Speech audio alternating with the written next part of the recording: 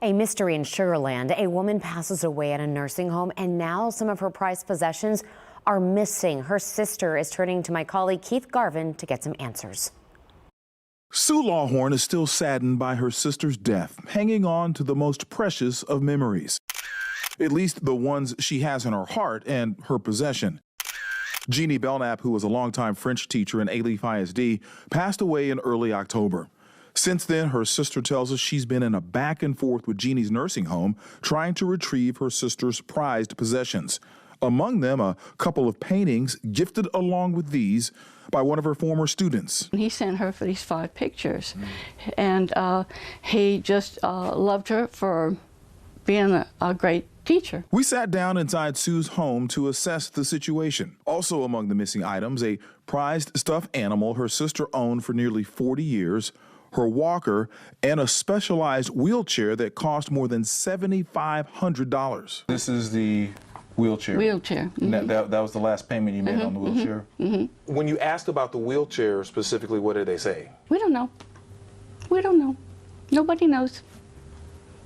Did they give you an indication that they wanted to look for it? No, they wanted to know why I didn't know where it was. Why don't you know where it is? How am I supposed to? I'm not here 24 hours a day. How am I supposed to know where it is? We did reach out to managers at the Sugar Land Healthcare Center, where Jeannie lived for 8 years before she passed. In regards to Sue's concerns, the facility's administrator told me in a statement, in part, "We take this situation very seriously.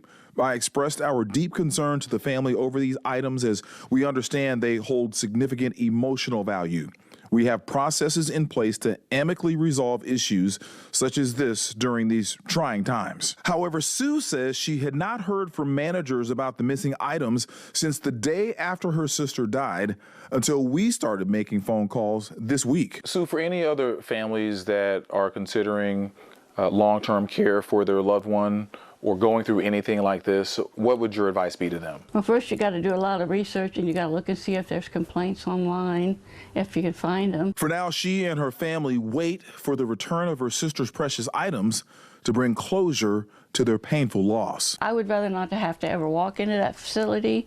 I would rather not to have to speak to any of those people ever again, because it just brings up bad memories. After we here at KPRC2 started to inquire, Sugar Land Healthcare Center has continued to respond. In the latest statement from the nursing home, the administrator tells me, quote, "I have been in contact with family, and it's promising that the items may have been located. We will keep you updated." In the studio, Keith Garvin, KPRC2 News.